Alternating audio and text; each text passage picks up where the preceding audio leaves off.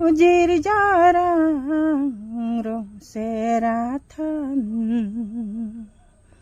ho pai pai manai monang joy joy pende ko ansi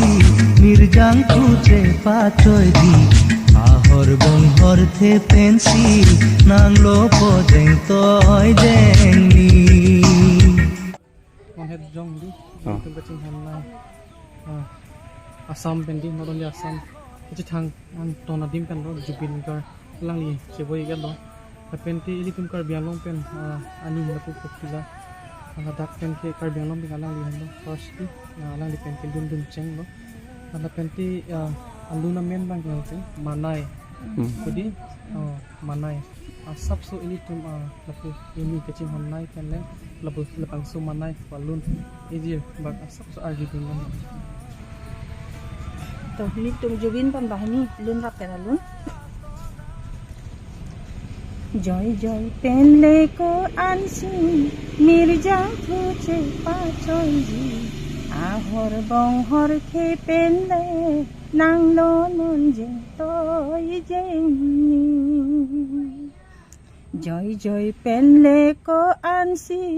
mirjang thuche pachoy ji ahor bonghor the pensi nang lo po jeng toy jeng ni lalu ijir ki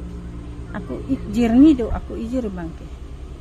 Chuli kace tong lasa ke kanalong itum kandun bong isen karong ceteng ni tu alun talalo lajir ni lo angke la jon trolong bangke alang li nang pulo asami sa kesedalong nang li foksong masapsu nang lunun ta ko mase ho ujir jarang rong seratan ho pai pai manai monang klang ho ujir jarang rong seratan di bonang lamcak alam di bonang lamcak alam ni sami me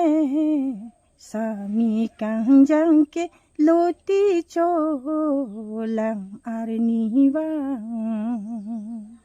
lain lo nili jon prolong kilun Churlo